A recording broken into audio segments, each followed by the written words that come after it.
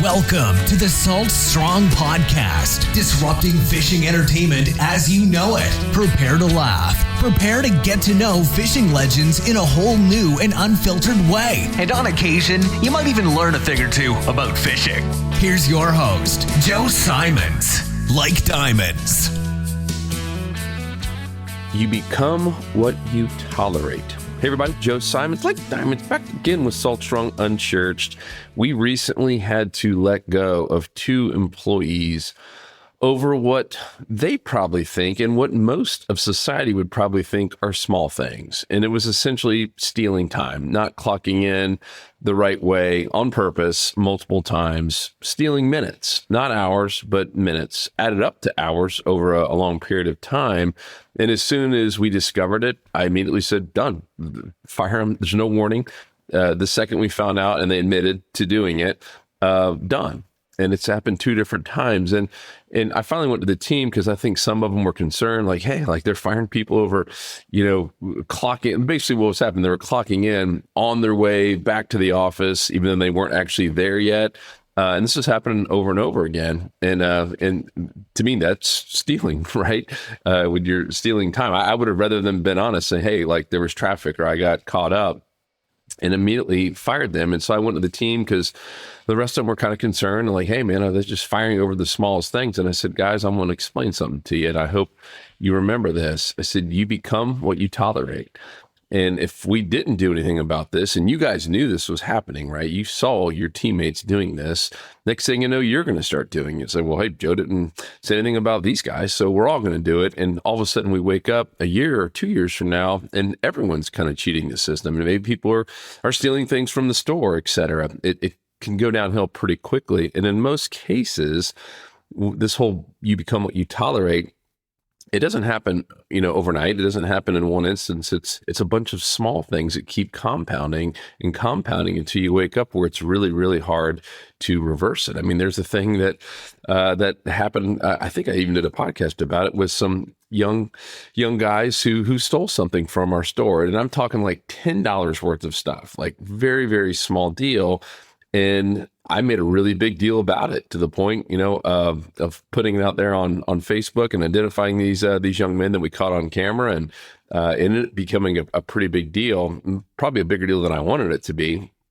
But at the same point, I told the team, guys, you become what you tolerate. If I didn't do anything about that and just said, we'll just write it off, that now tells these kids and their friends and all of our employees that I don't care about small theft. So it can just happen. I mean, the state of California right now, they had rules in place at one point that, it was illegal to steal things.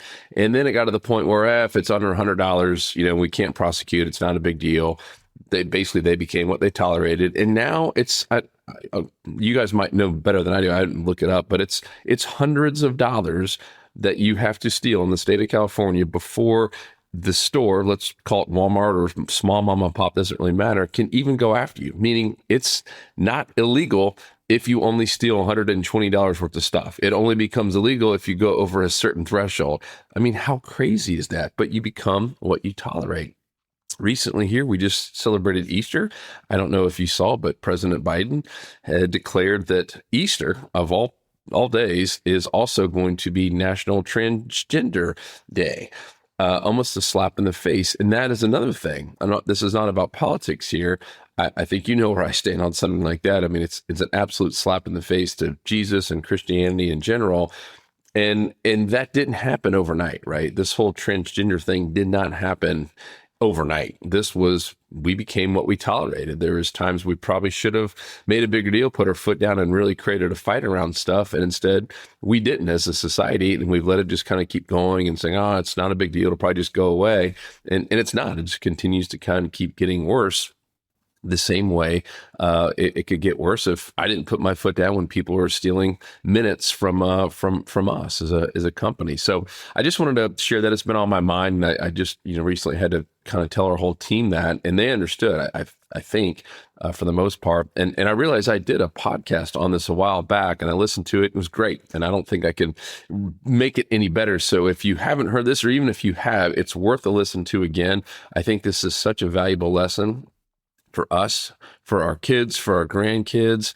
I mean, for all of society, right? If we just took this into mind, anytime we saw something that just didn't seem right, or maybe even was illegal, but it was kind of the point like, just let's not make a big deal of it. I'm telling you, that is your chance to make a big deal out of it, correct it, and learn from it. Otherwise, you will wake up one day and say, how did we get here, right? Regardless if it's your work or your family or politics or whatever it is. And it's usually we become what we tolerate. So here is that episode. Hope you guys have an amazing day. Why you become what you tolerate. Why your family will become what you tolerate. Why your church will become what you tolerate, why your communities will become what you tolerate, and why your legal system, our legal system, becomes what we tolerate, right? We've encouraged people to take literally no responsibility and to blame others anytime something happens to them, even if we are just completely in the wrong and get hurt, and the lawyer says, well, hey, you could win some money and sue them because they got deep pockets. I mean, we've tolerated all of this stuff. Look at our political system. We've tolerated so much for so long, and now look at the slippery slope we're on. I mean, there isn't anything nice about the political system. It's everyone hating each other.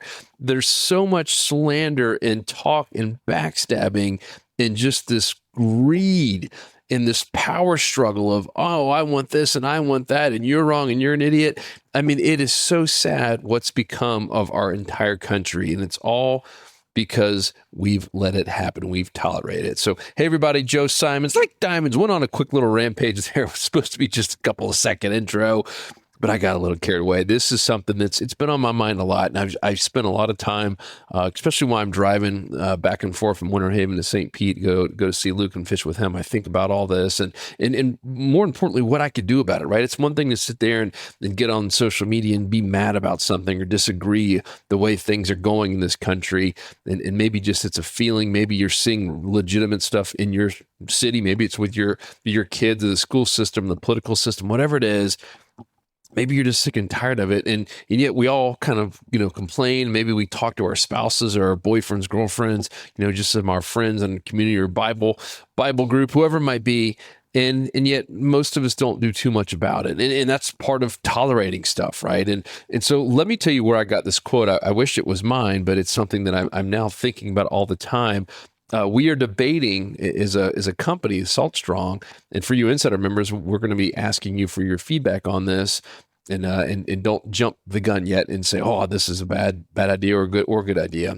But one thought we had, because a lot of people have said, gosh, it'd be really cool if we had a whole lot more posts in our insider community. Our community, or really our club, is part community.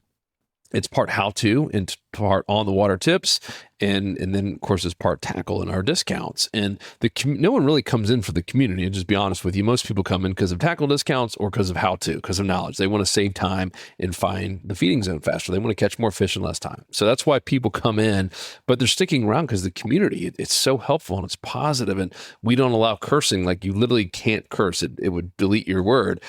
Because we built this thing from scratch. And so it's super positive, so helpful. It's an amazing community. It's everything I wish was around when we started getting serious about fishing. It's truly amazing. And so people said, well, gosh, it'd be cool if maybe we invited someone and don't give them access to the discounts. Don't give them access to on the water reports. Don't give them access to the spot dissections. Don't give them access to basically all the best stuff, right? Just let them be in the community so we have just, more engagement. It's a way to recruit people.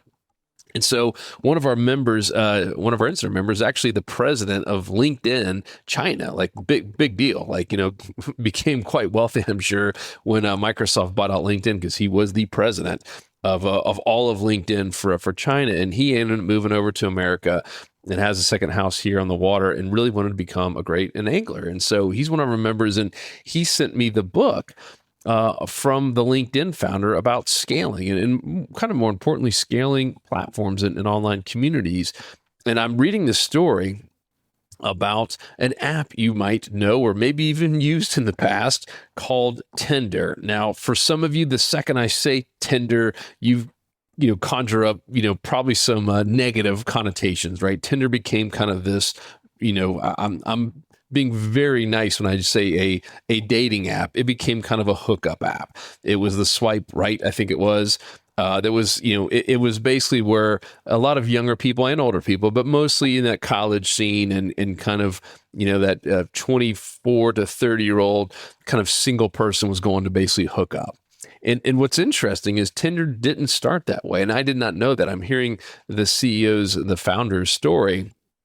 And it started off as a great app, and then some people started hooking up, and it kind of got like, maybe let's just say 10 to 20% of all the interactions were what we now know as Tinder. And guess what? They had to make a decision right then and there. And she said, we even had meetings about this. Like, you know what, do we want to allow this? Or, do we want to just, say, you know what, we don't tolerate this, right? We're not going to tolerate it. And we're not going to have this hookup be part of who we are and what we do. And they went the other way. They saw the money and they saw the opportunity, and they kind of got a little bit greedy, I'm just guessing from how it was written. And it sounds like they said, you know what, we're just going to let this slide, right? It's not that big of a deal. And it was, if you know the story, Tinder got really big and it became the hookup place, and the nice people left it because it just became a place for, kind of sloppy hookups late at night. And the CEO finally left and was embarrassed. I mean, literally embarrassed, because she wanted something that was special, something that people could go, create lasting relationships, not one night stands, which is what Tinder became. And in the book, she says, you know what, it was the one lesson I learned out of all of it, the big one, at least, was you become what you tolerate. And she goes, we tolerated it, and shame on us. We all of a sudden became it. Next thing you know, it happened pretty quickly. And she actually went on, there's a kind of a good part of the story here. She literally walked away from Tinder, like just disgusted, left, adios, I'm out, and started a new dating site for women that put the women first and was 100% focused on lasting long-term relationships, and has done incredibly well. And so she learned so much about, what you are, what you tolerate. And it's the same reason we don't allow cursing in our community. It's the same reason we don't allow negativity and belittling in our community. It's because it's a slippery slope, and it seems to happen really fast. And you do become what you tolerate. So now let's just start with our legal system, right? We've essentially, and we weren't always like this, right? I mean, for you older people who've been around a while, it wasn't always like that. There wasn't a lawyer on every single street corner. And I'm not trying to bash lawyers. There's amazing lawyers out there, and a lot of them do a great service. We have to hire them ourselves. But there's also, some that are, might not add as much value and probably raise the cost for all of us on a lot of things. And just look at what we've basically tolerated is we've now encouraged people to literally take no responsibility for anything that they do, right? It's so quick. It's almost like, oh gosh, I got in an accident, I slipped and fell, completely my fault, right? And they have money, we can sue them. And so we've now encouraged, our whole legal system has encouraged people to take no responsibility for anything they ever do. And it's just so much easier to go blame others. Even if, we're too fat, right? We're 480 pounds and we're going to go blame it on McDonald's. And there's been lawsuits like that, right? I mean, we all shake our heads at the lawsuits where someone breaks into a house, gets hurt on their way out of like breaking out of the window because someone turns the light on and they run out the window and get cut up and they sue the homeowner. Right. And a couple times the homeowner has been guilty because they had something that wasn't up to code or so. It's ridiculous. Yet we've tolerated that. And that's who we've become as a society. A very litigious society I'm going to leave it at that because we all know that. And it drives me absolutely nuts just what we've become as a society and how no one seems to want to take any responsibility for anything they do anymore or how we treat our bodies, etc. And now let's talk about the political system, right? I mean, look at all the stuff that we're dealing with here. We've got two sides that can agree on anything. We have everything has become political. Everything's become negative, and it's who we've become now. I can only imagine every country is out there looking at us like laughing, and it's because we have tolerated this for so long. We've tolerated, back in the day, they used to have nice debates, right? And yeah, there's always been a little bit of going back and forth and maybe a couple low blows. That's been around for a long time, but over the past really 30 years, we've tolerated all of this I'm talking nonsense and just 100% full on negative bashing. I mean, I'm talking just backstabbing and smear campaigns. And now if you want to get in the political scene, you have to go hire smear campaign experts. There's literally people that do this for a living. I read one of the guy's books. It's actually pretty fascinating, but he's like, you know what? I've realized this is the expert who literally gets hired to help people win elections. And he's like, it's all negative. You literally go after and you dig up as much dirt as possible on the other person and you literally just smear them to death. That's the number one way to win a campaign. And that's so sad. That's so sad. And we wonder why we've become so negative as a country, why everything that we see on Facebook or Instagram or Twitter, wherever you might hang it online, it's become so one-sided and so negative. And if you disagree with me, then you're an idiot and you're a knucklehead and I don't like you anymore. I did that one podcast. It was one of the most downloaded podcasts I had about us versus them. We've become that because that's what we've tolerated. We've let everything just kind of slide and say, oh yeah, you know what, it's okay. And so now here we are, as communities and as leaders of your family, whether you're a male or a female, you're a leader of your family. You've got someone looking up to you in business. I'm willing to bet you have someone looking up to you somewhere along the way. And so much of this is going to be up to us, right? How our kids behave and how our family reacts, right? And if you're the kind of person that all of a sudden you wake up one day and your kids are gone and they don't want to talk to you anymore. And you're like, gosh, you know what? We never once had a sit down dinner and actually just talked about the day and asked how they were doing. And we were guilty of that for a while. For a while, we'd sit there with the TV on. We all have our own little dinners and I'd be barely even talking. And I was like, what are we doing? And it's pretty quick how all of a sudden you wake up one day and you're like, man, I've tolerated this and it's become a slippery slope. So I encourage you, if you're not happy with something and maybe just looking around your surroundings, then start making a change. I think over the next few years, especially, we are going to have to stand up, both as Christians, right? I mean, if we tolerate as Christians and people who believe in God and Jesus, if we start just tolerating, oh yeah, let's let them talk trash on us and let's let them tear down our churches and, take away. I mean, it's right. Stuff like crazy. Who would have thought we'd be tearing down old statues? Like that, to me, that's the most laughable thing in the world. How are we possibly going to get better in the future by just tearing down the past? Why don't we work on ourselves in the present and the future instead of going down and tearing down anything in the past? It makes absolutely no sense, but it could just as easily happen if we sit there and tolerate all this. And next thing you know, hey, you know what? Let's just take down all churches. And now, people can't meet on Sundays. And now, you can't go to church. And everything's underground. I mean, this has happened in other countries. There's countries where you cannot sit there and read a Bible. There's some countries out there that there are Christians who are absolutely persecuted and even killed, right? And that's because we've become what we tolerate. Those people have become what they tolerate. And all of a sudden, we could go from what seems to be a pretty happy, pretty much for the most part, well-oiled machine in terms of a civilization where we're all getting along and we're still able to go to church and to pray and to have family time and to honestly just do what's right. And all of a sudden that can be taken away from us if we continue just to tolerate just crap, in my opinion. And I know you guys know what I'm talking about here. And I'm not going to try to get political because I don't think that's what we're called to do with this Unchurched, at least not yet. I so many times I've prayed over it and so many times I've wanted to do a sermon. I just haven't done it yet. But I think for at least right now, this one right here, regardless of where you stand and regardless of where you believe, and if you made it this far, you're probably pretty passionate about something and you probably have a pretty deep set belief system and you probably have an idea of what a great family looks like to you and what a great church looks like to you, what a great community looks like to you and a great family life looks like to you and a great business looks like to you. And really just what a great life looks like to you. And if you're not feeling we're going down that path, it could be something because of that we've let slide, that we've let it just kind of go too long and we've just kind of, we'll tolerate that. And you know what, it won't be too bad. And then one day we wake up and we're the next Tinder, right? That everything's fallen apart and we've become something that we never intended for to happen. And this has happened so many times when you end up tolerating something and just kind of ignoring it and turning your back to it and hoping and praying it gets better. And I have a feeling we are going to have to probably stand up as Christians and even just as Americans and probably end up having to stand up over the next couple of years and just say, you know what, we're not going to tolerate this anymore.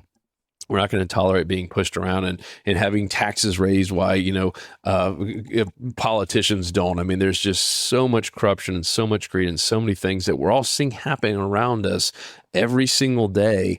And we kind of tolerate it. I mean, I do personally. And I don't know, I've just spent so much time thinking about this. And I'd love to hear your feedback on what you think, that we could do.